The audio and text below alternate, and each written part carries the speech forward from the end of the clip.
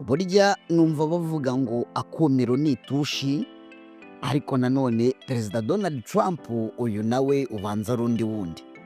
Agere gutya yihanukire avuge ko Vladimir Putin perezida mugenzi we ngo ari umwehu, ibingibi abivuga imbere y'itangazamakuru.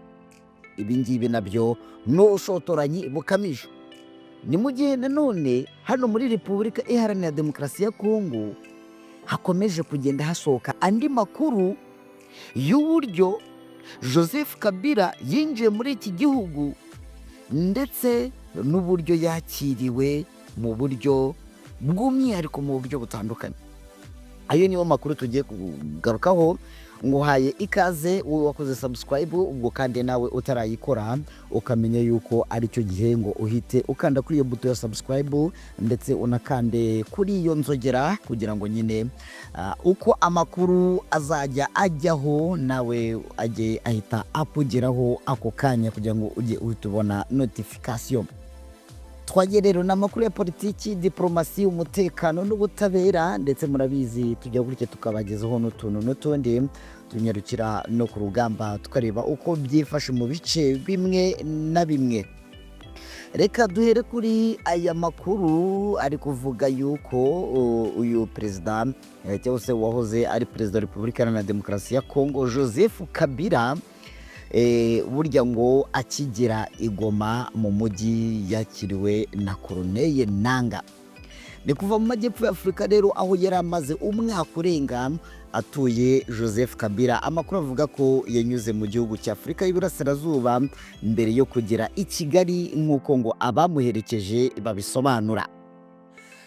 Kuva aho yafashe umuhanda ujya Goma unyuze i Rubavu nk'uko amakuru amwe namwe agenda bitangaza, ngo aho yagezeyo mu gicuku cya joro akakirwa na Colonel Nanga, akaba umuhuzabikorwa wa AFC mu 23, ngo akaba rero yarishimiye ukuza kwe ku mbuga nkoranyambaga. Ibingibi byo twabigarutseho, avuga ko Kabila yahisemo guhitamo neza aho kuguma mu buhungiro ku gahato.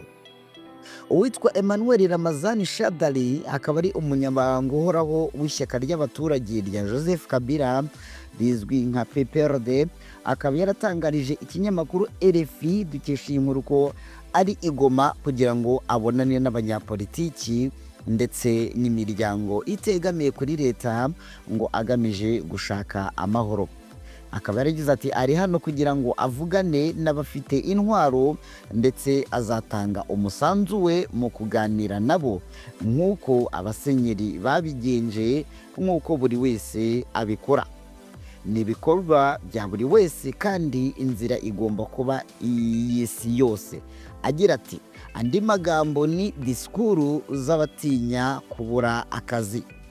Ubwo yari abajijwe niba nta ngaruka zizaba kuri Kabila i Kinshasa dore ko ishyaka rye PPRD ryasheshwe, Emmanuel Ramazani Shadari yatangaje ko hazavugwa amagambo menshi ngo Kabila n'u Rwanda, ngo ni uyu n'uyu. Ati ibyo birarambiranye, ariko icy'ingenzi ni uko ari umwe mu bakinnyi ba politiki bakomeye muri iki gihugu. Aho yongeye akagira ati ari mu bazi abanyapolitiki bose bo mu gihugu ndetse no mu karere, ndetse akaba anasobanukiwe politiki y'isi yose muri rusange. Ariko Kabila ntacyo aratangaza kuva yagera i Goma. Muri disikuru ye abasesenguzi bavuga ko ariyo ibaye iya mbere kuva Kongo yabona ubwigenge.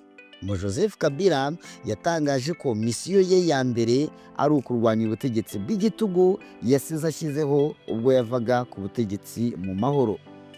Umutwe wa AFC mu 23 wo uratangaza ko imiryango ya Goma ikinguye kugira ngo yakire usibye wahoze ari perezida, abashaka gukora ibikorwa byose bya politiki mu mwuka wa Repubulika Iharanira Demokarasi ya Kongo, cyangwa se abashaka kwifatanya na AFC mu 23 mu kugira ngo barandure ubutegetsi bubi.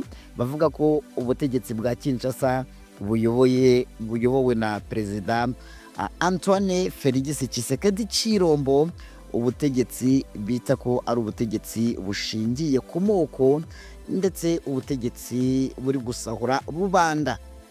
Ngayo nguko. Reka noneho tuhite sasa twiyambukira tujye no muri politiki mpuzamahanga. Donald Trump ibintu bikomeje kuba ibindi.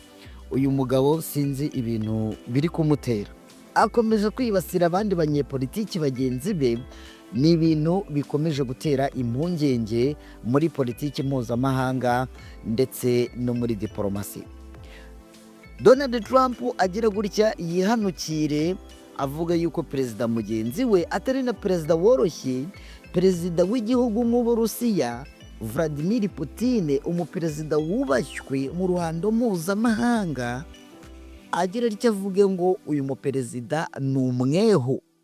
Umwehu ni umusazi cyangwa se umuntu byarangiye. Kwanza ubwo ni umusazi. Ubundi mu magambo yo kwahuranya umwehu bivuga umusazi. Ubwo rero perezida Donald Trump yatangaje ko perezida w'Uburusiya Vladimir Putin ari umusazi kubera ibitero by'Uburusiya bikomeje kwica abaturage muri Ukraine. Aya ngaya ni amagambo akomeye agaragaza ko yamaze guhindura umuvuno kuri Moscow mu gihe mu mpera z'icyumweru dusoje yaranzwe n'ibitero by'indege byahitanye abantu benshi muri Ukraine, nubwo hari ibiganiro bigamije guhagarika intambara. Imiye kandi umuvugizi wa Kremlin cyangwa se umuvugizi wa leta y'Uburusiya akaba yitwa Dmitry Peskov ngo ntiyatinze gusubiza avuga ko perezida Putin ari gukora ibyo akwiye gukora mu kurinda umutekano n'ubusugire bw'Uburusiya nk'uko yabitangaje mu ijambo rye ry'umunsi. Ni mu gihe Donald Trump avuga ko ashaka amahoro, ko amahoro yagaruka vuba hagati ya Ukraine ndetse n'igihugu cy'Uburusiya, byanatumye ngo atakaza icyizere yari yaragaragaje kuwa mbere ushize nyuma yo kugirana ibiganiro byamaze amasaha 2 na Putin. Akavuga ko ngo ibi biganiro byabaye amasigara cyicaro kuko ibisasu nanone byakomeje gusukwa kuri Ukraine, aho ku cyumweru mu gitondo byahitanye abaturage bagera kuri 13 bose bakasiga ubuzima.